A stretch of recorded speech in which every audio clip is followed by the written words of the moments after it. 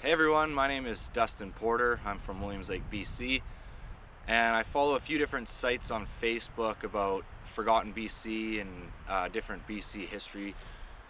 And I see quite a few different pictures of places right around the Caribou. So I see a lot of people commenting from like local people and people that are kind of all over Canada. So I figured I'd put together some videos of kind of some of the places I go. And hopefully the local people, it can motivate you to get out there and see some of our cool places.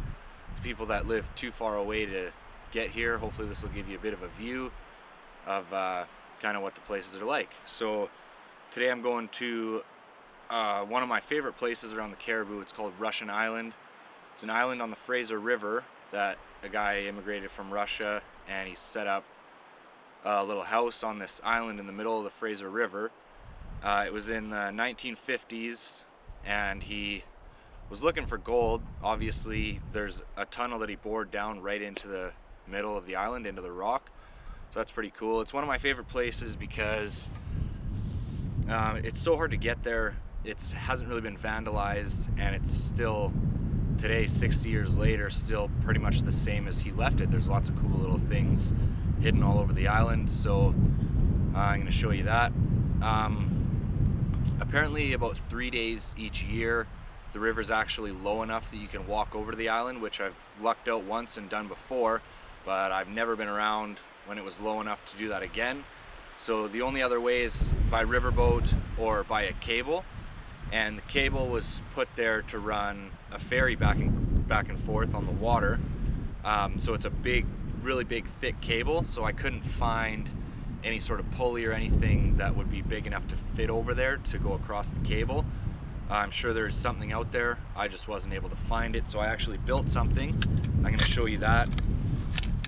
It's pretty simple. It took me quite a few tries to actually find something that worked, but this is just some aluminum. The first one that I built out of aluminum checker plate from an old truck box liner. Inside here I have skateboard wheels, and I don't have a lathe, so the way I did this was I just cut the end off of a bolt, and I put a nut and a washer and then the skateboard wheel with another washer, and then tightened it with a nut, and I put that in a drill press and turned the drill press on, and I used a circle wood file and just bored out the inside of the wheels. I'll give you a closer look right there. I've got two wheels in there. It's not the fanciest thing in the world, but I've crossed this cable probably 4 or 5 times. I brought a couple friends over because I have 2 of these now. And I've done another cable on the Chilcotin River, or the Caribou River, sorry. And it's worked really good for me. For my strap, I just used a really thick piece of strapping, and I put some metal up here and riveted it on, so it's good and strong. If you build one of these, I've found this is the best way so far, but I find when I'm sitting down, this squeezes really tight on my hips. So if you're gonna build one, I recommend putting a small piece of aluminum or something in here that is just a little bit wider than your hips, so it's not squeezing quite so tight, because this cable is probably 250 feet long, and you got to pull yourself all the way across, so you got something squeezing hard on you the whole time. It's really uncomfortable. I also have a harness that I wear for backup. I don't recommend anyone doing this without a harness, just in case. You're 150 feet high, and the first 50 feet of the cable's over top of rocks, so you don't really want to fall there. And the Fraser River is a really aggressive river. You really don't want to fall in it. So if you're going to try this, make sure you have a harness. If you're in Williams Lake, I'm not sure, we have a couple bike shops, Barking Spider. I'm not sure if they carry harnesses or not. It'd be worth checking out. But I know Red Shreds does for sure, and they'll hook you up with something really good there. So I guess I'll head on the trail. If you're gonna come and try this hike, my further videos later on, I'll give directions to where I'm going, but this one's really easy. You can find all the information on Google. Just look up Rudy Johnson's Bridge. The trail starts right after the bridge. It's just a road going right up the hillside. If you have 4-wheel drive, you can get up there and park up top and then start hiking in. If you don't have 4-wheel drive, it's just a little hike up the hill. And Another thing to keep in mind, the Fraser River really fluctuates in height. It goes up and down, sometimes 15, 20 feet. When the river's really high, you can still get over to the cable, but you have to hike right along the hillside. It's really difficult. Right now the river's still pretty low, so you can go right down on the beach and walk along the rocks all the way over to where the cable starts. So let's hit the trail and yeah.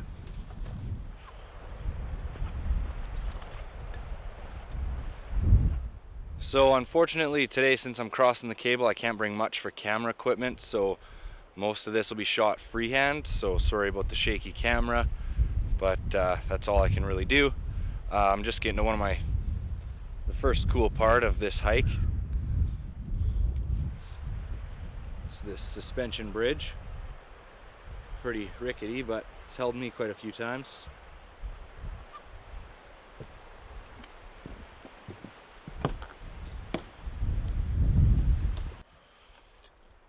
So one other thing I wanted to mention before I get there, make sure you bring, if you're planning on crossing the cable, make sure you bring good thick leather gloves, not mechanics gloves, but actual good thick leather work gloves, because the cable you pretty much free float all the way over, so you want to be able to use your hands as a brake, and when you're coming back you pull yourself all the way back over. It's all uphill, so you don't want to risk getting cable slivers or cuts. And coming back is all uphill, so make sure you're very confident in your upper body strength. I would hate to see anyone go out there and get stuck on the island side. So like any hike, before you go out, make sure you're 100% confident in your abilities.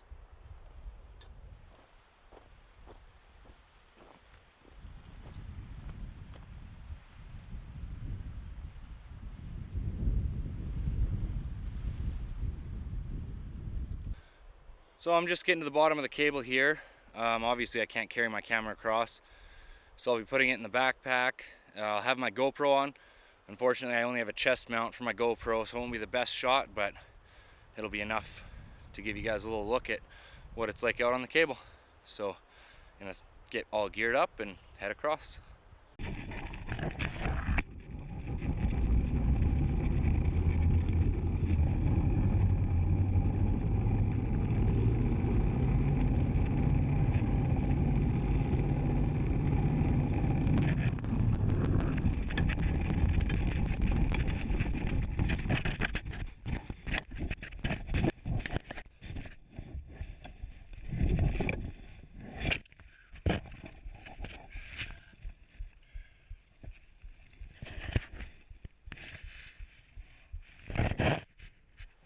Well, made it across the cable safe and sound. There's just something about this specific cable cross that it's a lot of fun, but I tell you, it scares the shit out of me every single time I do it. So I'll start my tour off right here at the cable.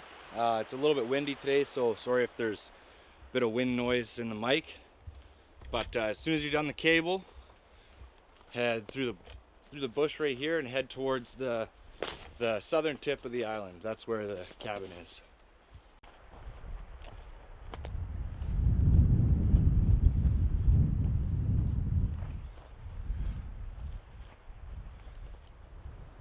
So here's the cabin. Pretty cool.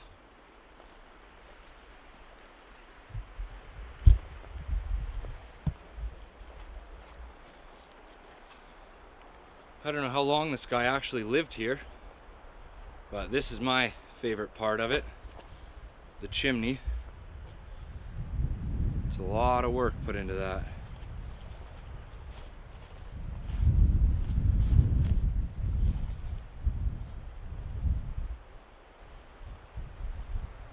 So this is the most southern tip of the island here.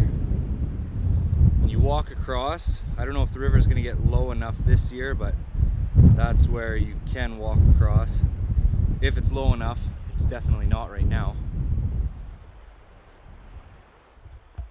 There's another small little cabin. And this thing, which I'm guessing used to be a hoist. I'm not sure what that was used for.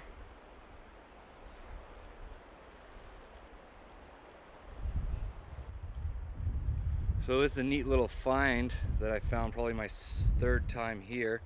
It's right along the cliffside. There's a little workbench set up right here with a bunch of different parts on it. They look like wheel parts or brakes. It's kind of a strange spot to be, right by the cliff here, but it's another cool little find here. Well, I don't want to show you absolutely everything that's on the island, because for the people that want to come here, I want you to be able to discover some of this stuff on your own. But one of the coolest things, in my opinion, that I've found over here is canned food, preserved food. That's since it's preserved, it's still in the jar, and it seems like all over this island there's tiny little caves and hiding spots that, when you look at them, have stashes of jars of food in them. Here's a couple. I'm not sure what they once were, but it's still cool to get almost a glimpse into the life of whoever once lived here. So when I very first came over to this island, I called it Mystery Island because it seems like everywhere you go on here there's some sort of mysterious thing or cool little mystery find or cache hidden somewhere, and it's every time I visited here it was some cool new mystery that I found. I later found out it's actually called Russian Island, so I stick with that now. But one of the coolest parts of this whole island is the mine shaft that's dug right straight down in the middle of the island into solid rock. So I'll take you over there and show you that now. It's very impressive. This has been all dug out through right through the bedrock. I don't know if you ever struck it rich here, but put a lot of work into it, that's for sure. And hopefully there's no bears down here.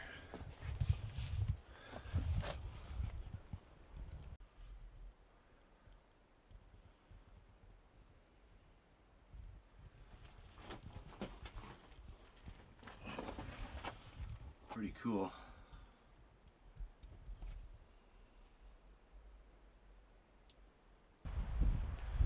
So I think that's about all I'm going to show you guys today. I want to save some of the mystery here for the people that want to come and check it out for themselves. But for those of you that do come here, please be respectful. Don't vandalize, don't litter. This is one of the very few places I've been that's practically untouched, and it's really cool to come over here and get a glimpse into what life was like for the old timer that lived here. I think it'd be really cool to keep it that way for generations to come. We can bring our friends here and our kids here, and everyone can enjoy this place.